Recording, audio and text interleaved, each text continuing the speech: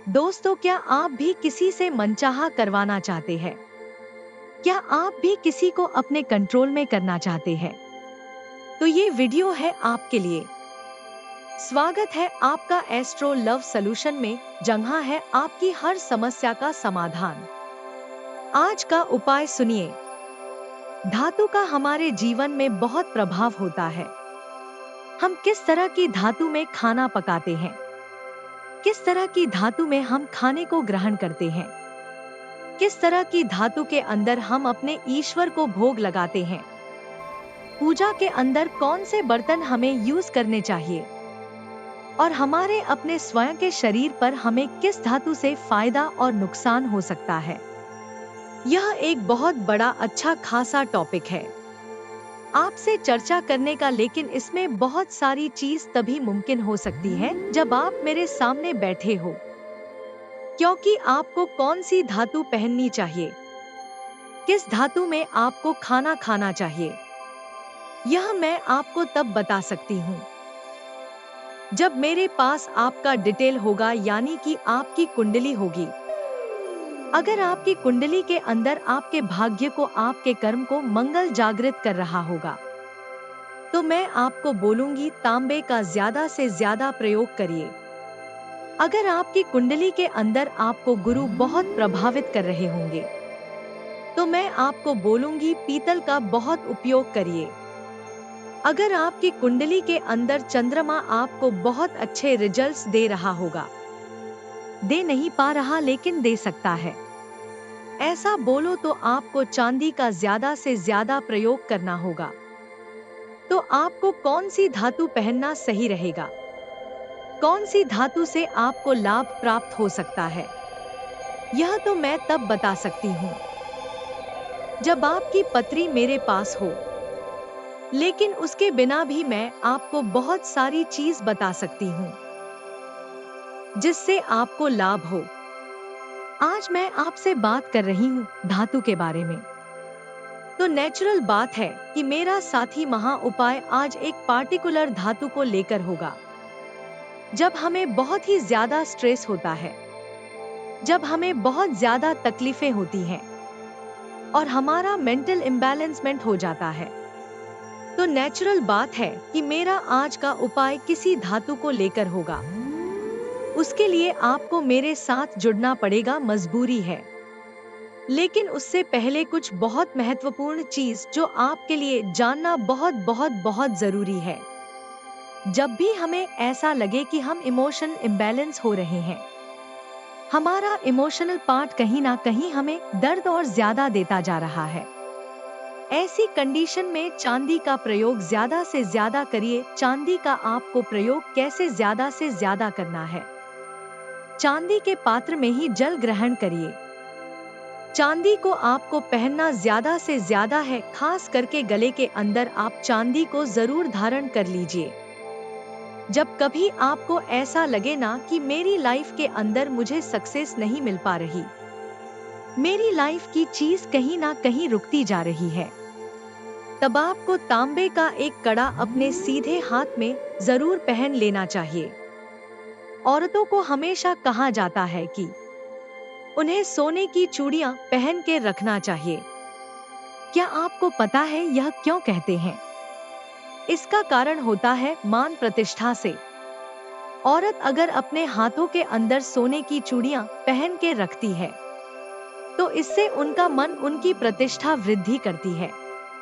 यह केवल औरतों के साथ नहीं है, यह जेंट्स के साथ भी है।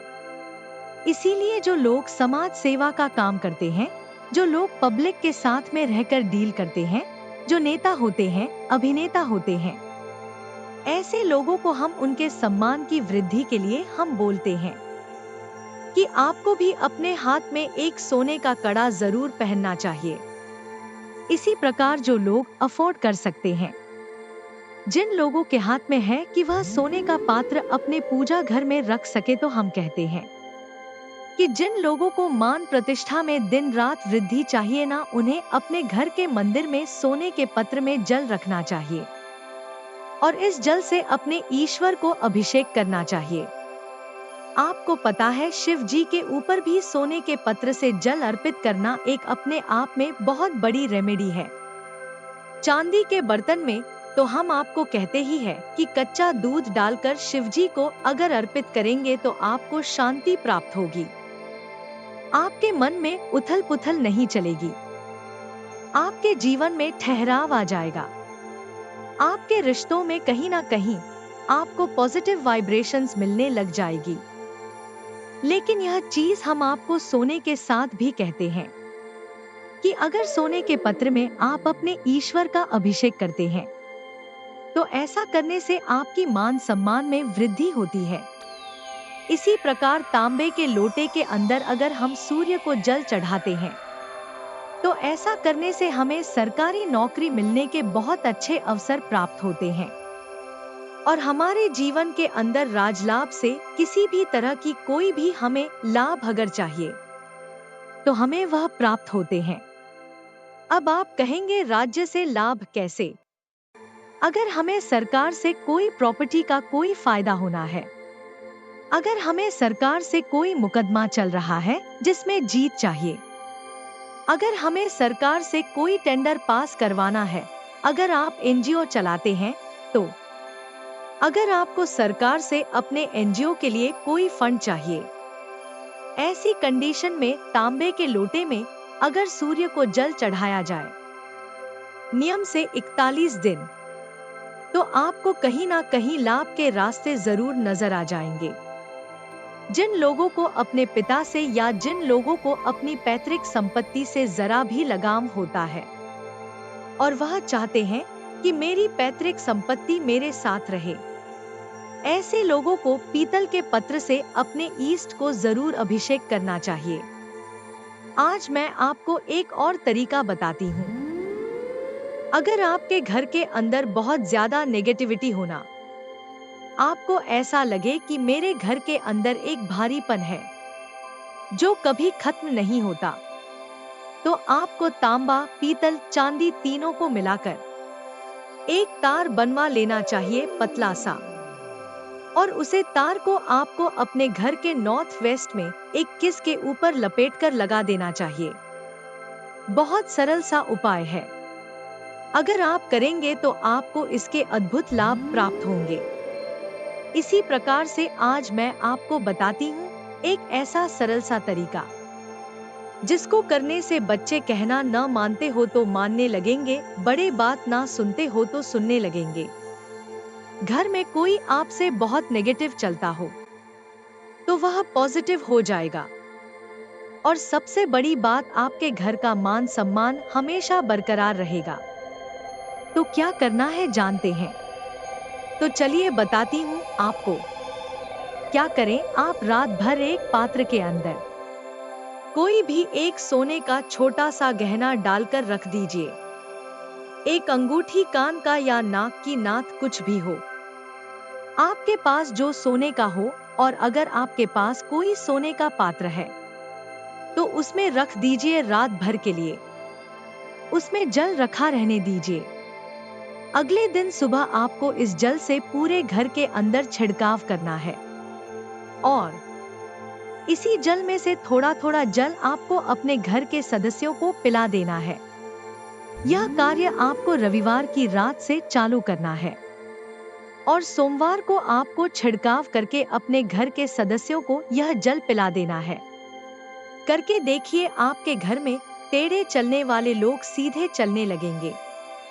आपकी बात ना सुनने वाले आपकी ही बात सुनेंगे। आपकी वैल्यू ना करने वाले आपकी ही वैल्यू करेंगे।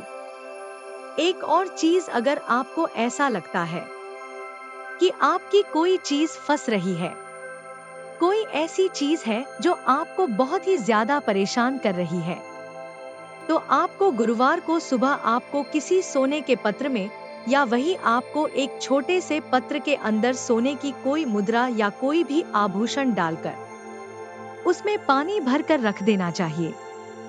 शाम को जाकर यह जल आप नीम के पेड़ में चढ़ा दीजिए और अपने कष्टों से निवारण पाने के लिए प्रार्थना कर लीजिए।